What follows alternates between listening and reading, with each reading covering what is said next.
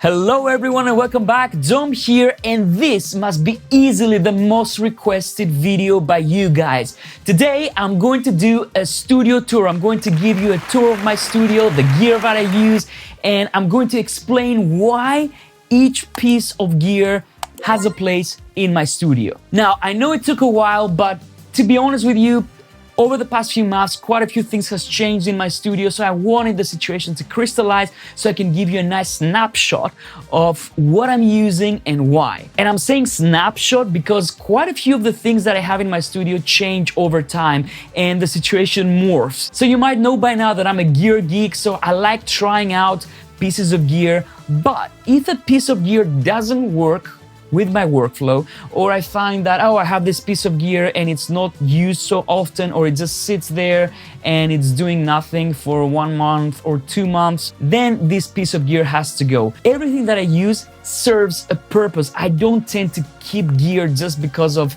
pure gear lust, okay? So today I'm going to show you as much gear as I can in a reasonable amount of time, but I have another room that I use as storage that I have even more stuff there, and I bring them in depending on what project I'm working on. So let the studio tour begin, and I hope you guys enjoy this. A little bit of coffee.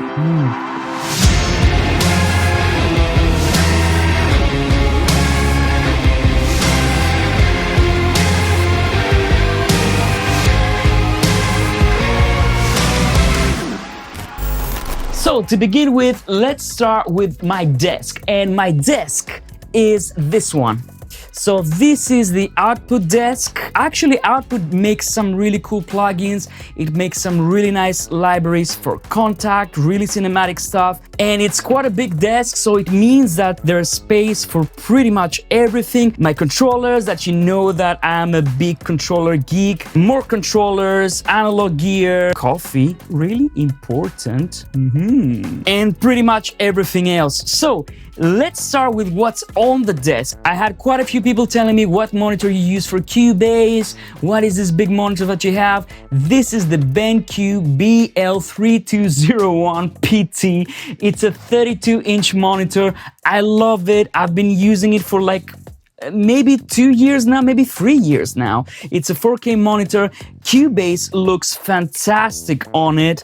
And the other big thing for me for this monitor was that it's an sRGB monitor, which means that the colors are really accurate. And when I'm doing video work, because I do quite a lot of video editing and photo editing, this will give me accurate colors. Let me turn off the light for a second. Now, another cool gadget that I got that I really love is this one. This is the Screen Bar Plus from BenQ as well.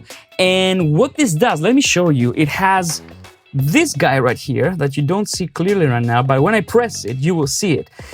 This guy is a desk lamp, but you know what the cool thing is? This doesn't introduce glare to your screen. So when I'm recording, when I have like a nice synth right here and I want to see what I'm doing, it works great. I can change the temperature of the light like this, and I can change the intensity of the light. Quick example, let's say I want to work with my OP1. This comes later on, with this off, I can barely see what I'm doing sometimes. I turn it on and I have a nice cozy lamp that allows me to see what I'm doing.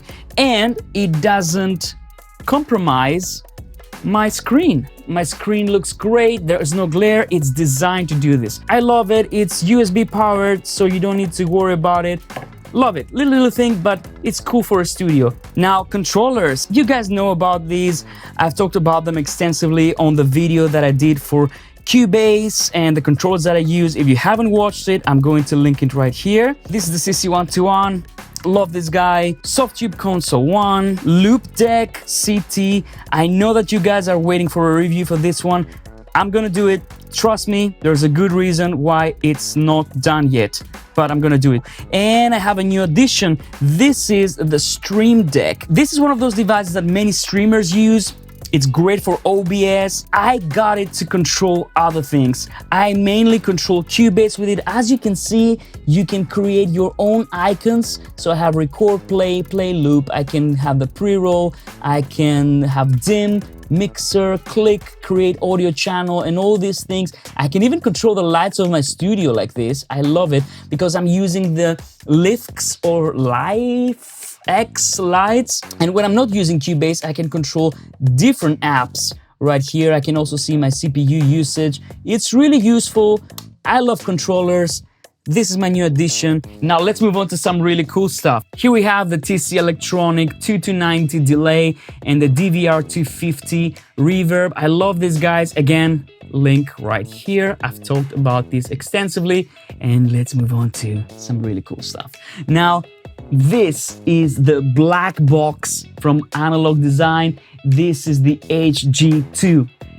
This thing is amazing. I love it. Let me show it to you. This is an analog tube saturator. It adds harmonics to your sound. I use it for mastering. I use it to process vocals, bass, drums. It's the thing that makes everything that you run through it sound better, in my opinion. Let me know if you want me to make a video about this. I already have it on my plans. This thing also exists as a plugin. You guys, if you haven't checked it out, you should. This is my secret weapon. Let's go here. This is the Clarity M from TC Electronic. Again, I've talked about this in the past. Really great analyzer. You can see your frequencies, you can see your stereo field, and you can also see your loudness distribution in your track. Moving on, here I have my mastering converter. This is the Lynx Hilo. This is a mastering grade converter, and that's what I use it. This is also an audio interface. You can connect it via USB to your computer. I don't use it as an interface. I use it exclusively for my mastering chain as an ADAT converter, and I use it for monitoring. So my audio interface does all the hard work, and this guy is responsible for my mastering chain and for converting the digital audio to analog to go to my speakers, right? So beautiful, pristine, mastering grade converter. I love it. Fantastic. And the analyzer on this thing is just impeccable. Now, quite a few guys have been asking me about this keyboard. This is a keyboard from a company called Azio, and it's the Retro Classic keyboard. It has this kind of fake leather kind of finish, and it also sounds very retro. So it has this kind of typewriter sound that I like. I'm not sure if sometimes it works when I'm doing recordings because it's a very loud keyboard, but nevertheless, I love it. It has a very nice touch. I'm going to try and add links down below for as much as I can that I show you on this video. So next up, we have the Slim Blade Trackball Mouse. I have a video dedicated about this. I'm gonna link it right here.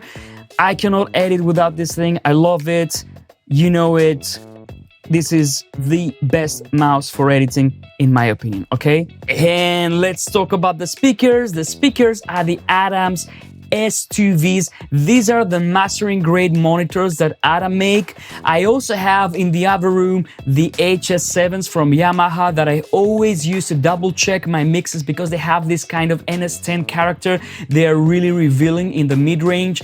These have amazing low end. They're of course near field monitors because I don't have a massive room. The bass sounds great. I also have the Prima Acoustic stands right here that are really, I think, essential if you want to get the best performance. But the S2Vs, they're pricey, but they're really worth it. Really, really nice monitors, especially if you're doing critical things like mixing and mastering. Now, speaking about critical things, I'm using the GIK acoustic panels, and I'm using the panels, and I'm also using the bass straps.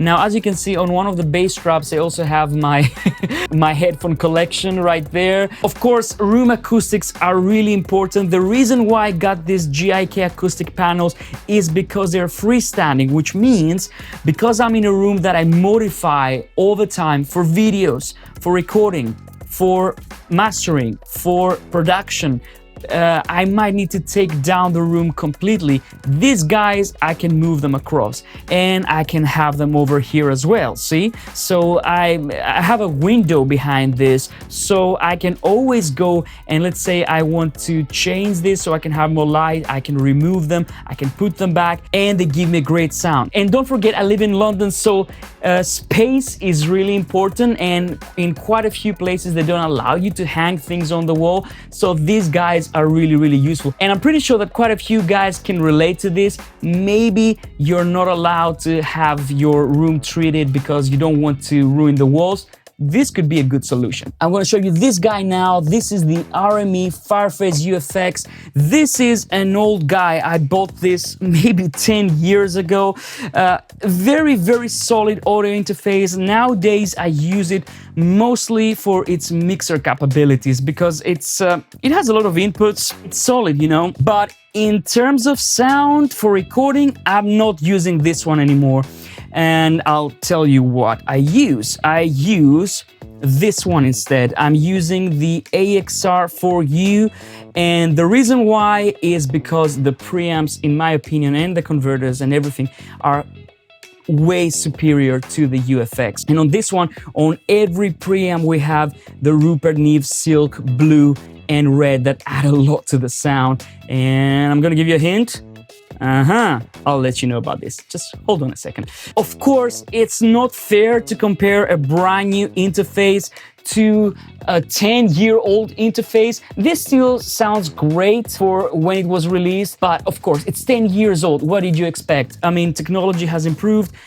This, to my ear, sounds like way better, but yeah, this is modern, this is new, right? Let's talk about this guy right here. Now, this is the reason why I am also recording with this one. This is the Rupert Neve Portico 2 channel strip, and look what it has. It also has the silk. I mean, this is of course in analog form. This is what is emulated here on the Steinberg AXR4U. Now, let me talk about this for a second. I've used quite a few channel strips. I don't know if you guys know, but I used to work at SAE where I had access to lots and lots of gear, analog gear, and I've also been working for Doxomix for more than 6 or 7 years now as a music producer, mixing and mastering engineer, and I've seen a lot of gear. So I've tried many channel strips. So this guy, I'm telling you, this guy is incredible. The compressor is phenomenal. The EQ is amazing. It's great for bass, vocals, guitars. The silk is to die for. So again, if you want me to do a video about this, I can show you some things. This thing is brilliant. It's expensive. It's really expensive, but I've seen pieces of gear that are more expensive than this, and I wasn't so impressed. So yeah, let me know if you want me to do a video about this in the comments down below. Next, we have the TC Electronic Finalizer 96K. By the way, this is my rack. This is the thing that changes the most, by the way. This is what brought mastering to the masses back in the day. It's a great converter, and to be honest with you, it sounds great. It can give you a sound very quickly. I use this to print test masters. If I want to have a very quick master for a client or for a film, I just run it through this and it gives me a great sound straight out of the box.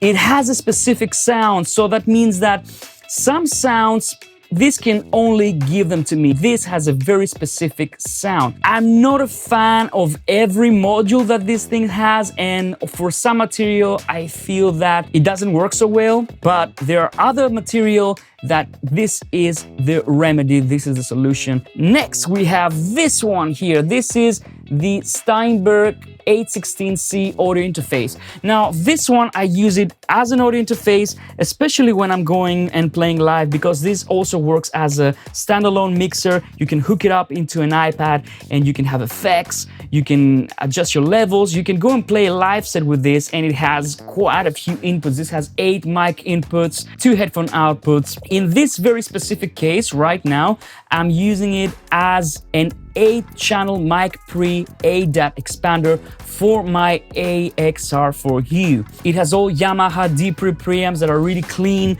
very transparent, and this is basically clocked to the links that I showed you before, and everything is clocked so that they have the same, of course, sample rate and no jitter and so on and so forth. Now, before I forget, the tray. Here I have the Machina Mark III. Why do I use this? This is, of course, who doesn't know this? This is a brilliant piece of kit. The reason why I use this is because it pushes me to create music in different ways. As you probably know, I know theory, I know harmony, so I know what I can play on the keys. But sometimes I want to create music that's not based on, the classical theory and harmony. This gives me a different workflow. This makes me work in a different way with a different mindset, so I can create like electronic music, hip hop, R&B, experimental, interesting rhythmic stuff. This is really, really cool for this. And it's a great controller for Groove Agent 5. Actually integrates really, really nicely with Groove Agent. The pads, of course, are really good. And we also have the encoders here, so I can assign those to my filters on Groove Agent. So Machina, along with Groove Agent, is my go-to for drums, for drum machines. Next to this, we have the Complete Control. This is a really, really nice MIDI keyboard. I love it. I have it for very quickly controlling my synths, my soft synths, my libraries, all these things. The reason why I chose this is number one, it integrates very well with Complete. So I have Complete from Native Instruments, and this can control the sounds very easily. But the keybed is really good for a MIDI keyboard. It has this kind of FATAR style keybed. I'm not entirely sure if it's FATAR, but it feels nice. It doesn't feel cheap, it doesn't feel springy, it doesn't feel like it's going to break, or it doesn't make any squeaky noises, It's really nice, it works well, it gets the job done. Now let's move on to the synths. Let's go to my first synth corner, which is this one right here. Now, this one is my polyphonic synth corner, like I like to say it. So here I have my beloved one and only Montage 6. Now, the Montage 6 is my go-to synthesizer for pretty much everything. This is where I do my sound design. This has the best keybed on the market, in my opinion. I'm very picky with my keys, my keybeds. This has the best synth action. That's my personal preference. But to be honest with you, there were synths that I really liked and I wanted to buy, and the reason why I didn't get them was because the keybeds that they had was putting me off. I'm not gonna say which keyboards I mean, but maybe if you meet me at some point, I'm gonna tell you in person. Now, why do I use the Montage? I use it to do sound design, I use it to create sounds, I use it for my bread and butter sounds, for my pianos, my EPs, my strings, guitars, all these things. It's my workhorse synth. If I have a customer that they want me to recreate a sound that they heard on a record, like, I heard this track from this artist, can you recreate the sound? That's where I'm coming. I'm coming to the Montage because the synthesis is so deep and so powerful that I can create any sound that people ask me for. And the fact that I can create pretty much any sound that people throw at me makes it really, really invaluable. It's a great asset. It's a high-end synthesizer, but for demanding and professional stuff like this, you need something like that, in my opinion. Now, let me show you something else. So let me talk a little bit about this. Now, this synthesizer, it's one of those things that I waited for long before I got it. I was thinking, do I actually need this? I can actually create most of these sounds on the Montage. And I resisted for a while until I had a friend, Keith, thanks for this, man, who basically talked me into this. He said, man, you have to get it. Now, of course, I can come extremely close to the sound that this can produce with the Montage, but this has some really special things, like the filter. The filter is so creamy, it's beautiful, it's fluffy, the oscillators sound amazing. And to be honest with you, I use it as a pad machine. This is my pad synthesizer. I can create beautiful pads with it. I don't use it for basses so much. I use it for pads. I use it for leads sometimes, for arpeggiators, for effects. It's beautiful. The effects on it are decent, really nice. I like the chorus. I like the delays. I'm not a huge fan of the reverb. I would probably run it through the montage for something like this, but it's beautiful and I love it. I'm in love with it, and this is gonna stay. I'm not gonna sell it. So let's move on to the next one. Now on this corner, I have the Montage 8, and you might think, why the Montage 6 and the Montage 8? And the answer is simple. I want the same feature set, but I want the keybed. The keybed is really important to me. The Montage 8 keybed feels like a piano to me, as close as it can get. I've tried many other hammer-graded keyboards. I wasn't satisfied. This is what gives me that feel. And of course, it has all the sounds like the Montage 6. They can be completely compatible. They can have exactly the same sounds that I designed. And with this one, I play piano sounds, I play orchestral sounds, I compose on this one, because when I compose and I do like film music and I record acoustic instruments, I record pianos, I record strings, I want a keybed that feels this way. I don't like synth keybeds when I'm recording pianos and stuff like this. The Montage 6 goes on the road sometimes. The Montage 8 stays in the studio. This doesn't go on the road. Now, on top of this, we have the Sub 37. This is my bass machine. This I use almost exclusively for analog basses, like 90% of the time. Sometimes I use it for leads, sometimes I use it for effects, but most of the times this is going to produce bass sounds. And it's incredible. It sounds fat, it has this kind of Moog character. And as you can see, I choose my synths very, very selectively. I don't have like a million synths, although I get synths and then I sell them, but that's a different story. But this one is my bass synth. And the way I use it is that most of the times I hook it up straight to my montage so I can process it with the DSP effects that the montage has, make it stereo as well because I like my synth sounds to be stereo. Sometimes I keep it mono because for bass sounds, mono is fine. And other times I use this guy, let me show you. So this guy is the HX Stomp from line 6. And this one actually I also use it for processing the Sub 37. So the cable goes out of the Sub 37, it goes into my HX Stomp, and I process it right here. And I can add delays, reverbs. Most people use this for guitars, but it's great for synths. So imagine I process it here, this goes into the AD inputs of my montage, turn it on here, and then I can add the effects from the montage. So I can create some really complex, huge sounds, combining these effects here and the montage with the Sub 37. And sometimes I use it with the OB6 as well. Like I said, the reverbs on the OB6, I'm not a big fan of. This has amazing reverbs. Now, let's move on to this side. And here I have quite a few things, some guitars over there, some basses, but this is the Kemper profiling amplifier. I don't think we need too many introductions about this one. This is a hugely popular unit. When I'm producing music for my albums or when I'm producing music for my clients, this gives me an amp sound straight away. I use it for this. It's great. It sounds amazing. And I only hope that it had a little bit more DAW integration. They have a new editor now, but nevertheless, I treat this as a guitar amp, and in combination with the HX Stomp, I can have a big palette of sounds. Let's move on to this guy.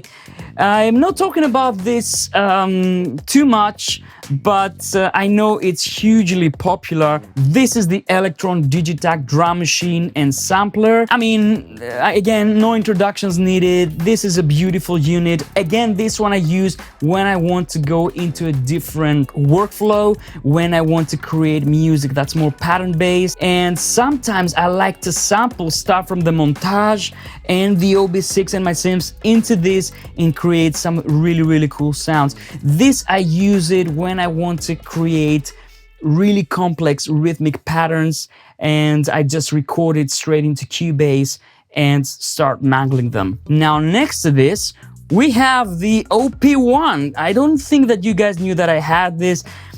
I mean, this is, again, do I need to say too many things about the OP1? It's a brilliant device. Again, very different workflow. I love it to create glitchy sounds, create effects. I don't use it to create full songs on it. Yeah, I mean, you can do it, but it's not my style. I always record things into Cubase, or sometimes I record stuff into the Digitact and vice versa. So yeah, maybe this is the alternative thinking side of things. I have my more experimental stuff, and I also have this little guy right here, this pocket operator. Yeah, I used to use this a lot, not so much lately. Maybe I'll have to start using it again. Yeah, right there is my Rephase DX, beautiful FM synthesizer. If you want to go into FM synthesis, the Rephase DX, see, I have it right here because I always record stuff with it. I can use it to create like 8-bit sound. 8-bit sounds and stuff like this. And before I forget, this is my PC where I do the heavy lifting of my work. This is a Scan PC. I live in the UK, so Scan creates DAW workstation PCs, and this thing is a monster. It has an i9 processor. If you're interested, let me know. I'm gonna make a video about the specs and what I have, and it's nearly silent. I have no complaints, it's dead silent. So yeah, if you don't want to spend a fortune for a Mac Pro, this might be a very, very good choice. So yeah, there you go, guys. I hope I didn't forget anything, but I'm pretty sure I did. So there you go, guys. That was the tour of my studio. I hope you enjoyed it, and I hope you found the gear interesting. Now, in the comments down below, do me a favor, let me know which one of these pieces of gear you'd like me to go into more depth, maybe do a review. I already have a few ideas, but if you want me to do a review on any of those things that you see right here that you saw today, let me know, and I'm gonna do my best to do a video about it. As always, don't forget to like this video if you enjoyed it, subscribe to my channel if you haven't done so already, and if you have a geek in your life, a gear geek, please share it because they might find something that they will enjoy. Until next time, have fun, guys, and I'll see you on the next one.